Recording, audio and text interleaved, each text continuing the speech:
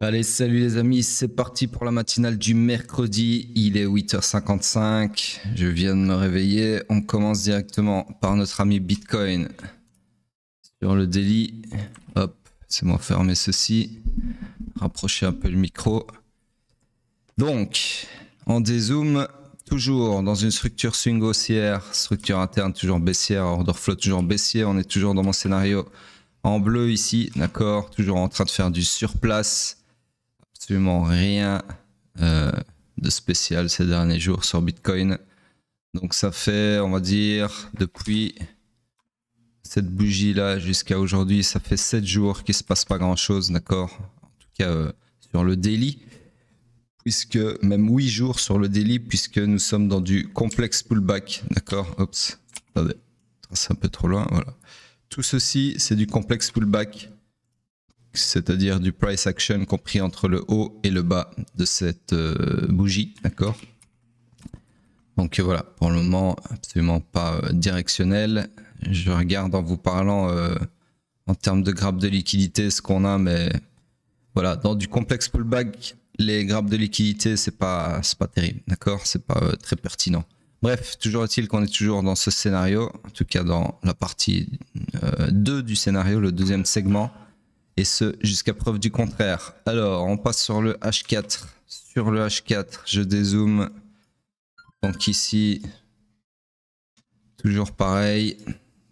Dans une structure swing haussière, structure interne baissière, order flow haussier, mais sur mèche. Donc ça pourrait être un faux choc et qui est un grab de la liquidité acheteuse. Mais bon, quand je regarde ici, cette mèche-ci, je vous avais expliqué qu'elle a récupéré pas grand-chose comme stop loss. Elle aurait pu aller déjà récupérer tous les stop loss ici et rebalancer par la même occasion le FVG ou une partie, chose qu'elle n'a pas faite parce qu'elle a été arrêtée par ce supply daily avant, d'accord? Donc je sais pas, pour moi ça n'a pas l'air d'un graphe de liquidité, mais je peux me tromper, ok?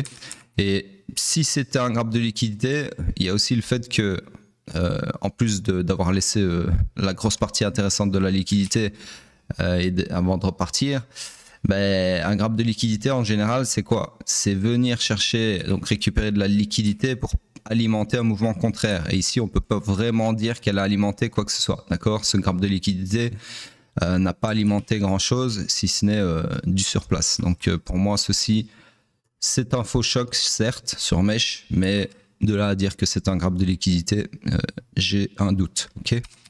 Voilà. En tout cas, pour le moment. On est toujours sur mon scénario haussier puisque on cherche toujours des longs de par l'order flow, d'accord, même s'il est sur mèche. Donc je vais juste allonger un petit peu mes POI ici. Alors celui-là il est invalidé, on va y venir, hop, comme ceci. Et du coup agrandir un peu ma structure. Chouïa, hop, voilà. Donc en gros, je disais on cherche des longs. Malheureusement là on est arrivé à un point où il n'y a plus rien à long. C'est-à-dire que cette demande-ci, bah, elle a été mitigated en veux-tu en voilà. Hein, elle a plus rien à offrir à mon avis.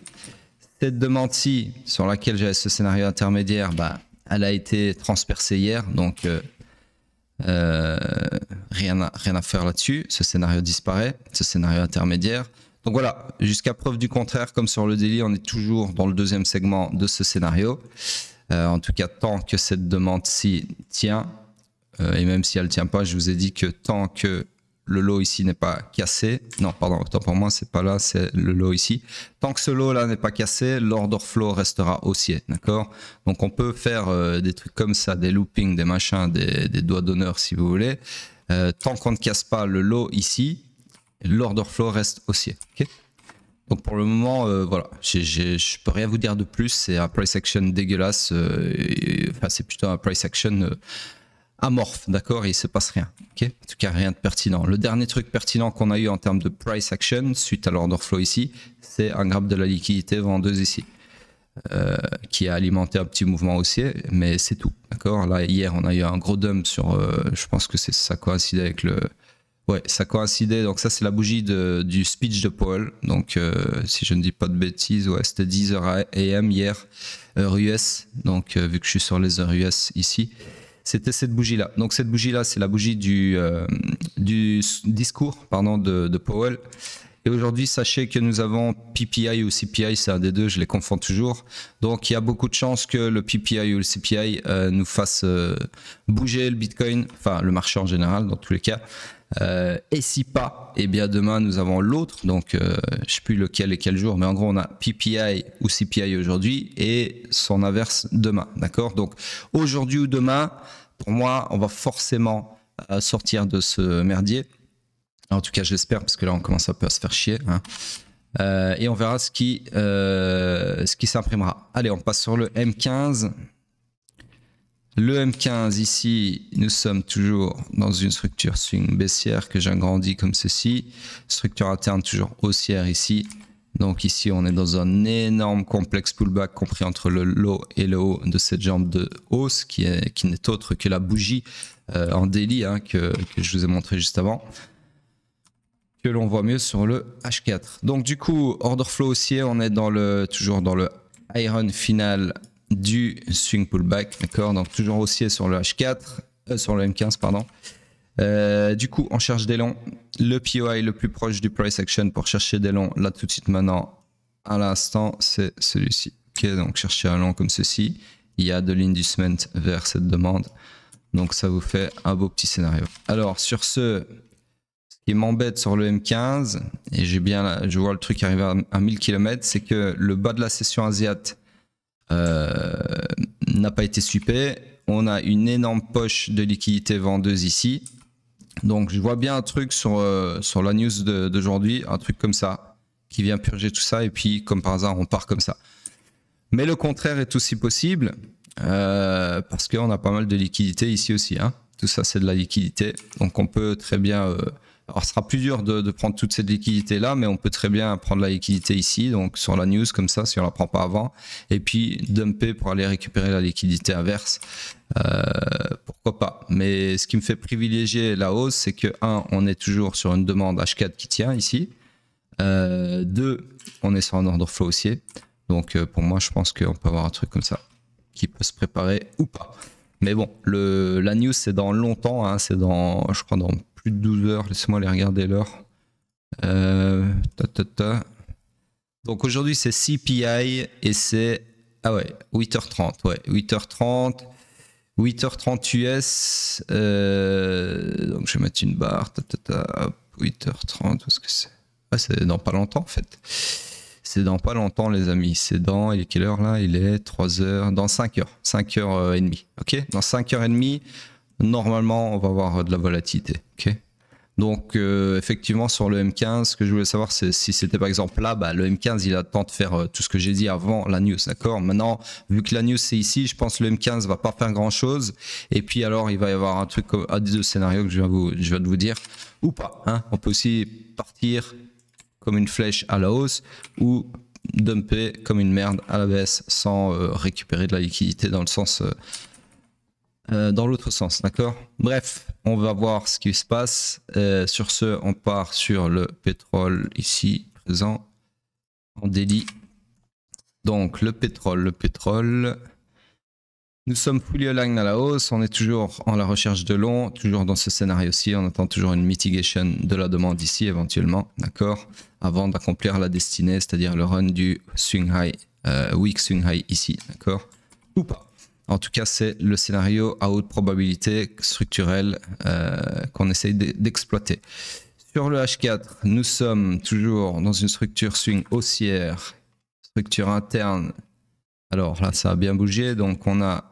non, autant pour moi, c'était déjà fait hier. Donc on a retourné hier la structure interne haussière ici. L'order flow est toujours haussier. Donc on est toujours aligné à la hausse sur l'order flow pardon, et la structure interne. Et... la structure swing, donc en fait on est fully aligned à la hausse tout simplement. Donc on continue de chercher des longs, et là le POI le plus proche du price action ce n'est plus celui-là mais c'est bien celui-ci. Donc là vous pouvez chercher des longs ici. Alors là je peux tracer un scénario parce qu'il n'y aura pas de retournement d'order flow si on vient faire une mitigation. Et pour la target c'est bon, regardez, donc là on est ok.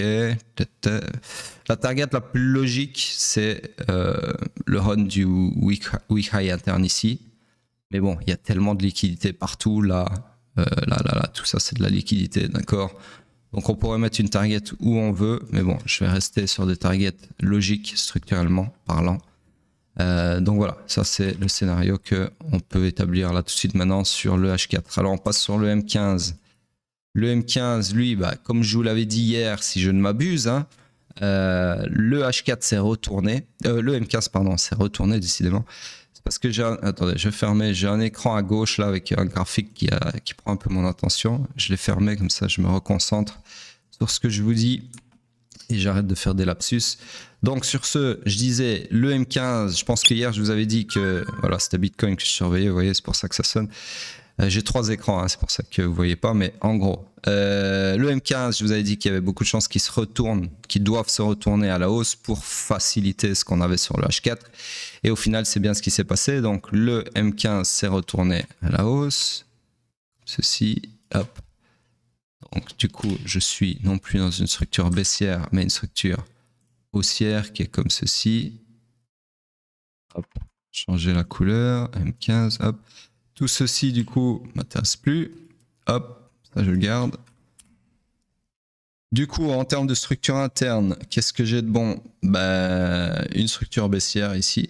Ok, comme ceci. L'order flow est baissier aussi. Donc là, nous sommes dans le high run initial du swing pullback. Donc on est clairement baissier sur le M15. On cherche donc des shorts. Le POI à shorter le plus proche de price action, c'est celui-ci, comme ceci. Donc en gros, des shorts comme ça, tout simplement. Ok, juste agrandir ça, rien. Et on passe sur, sur le weekly. Pour la dominance après. Donc sur le weekly, rien non plus à dire, d'accord, absolument rien. Doji sur doji. Doji into doji, donc on va pas s'attarder là-dessus. Il n'y a rien de plus à dire que les matinales précédentes. La dominance, bah, voilà, fait du surplace aussi forcément, vu que Bitcoin ne bouge pas trop. Donc voilà, j'espère vraiment que j'ai déjà oublié, c'est PPI, ouais, PPI et CPI demain. J'espère que le PPI va un peu débloquer la situation, parce que là on se fait vraiment... Et sur ce les amis, je vous dis bonne journée à tous et à plus tard.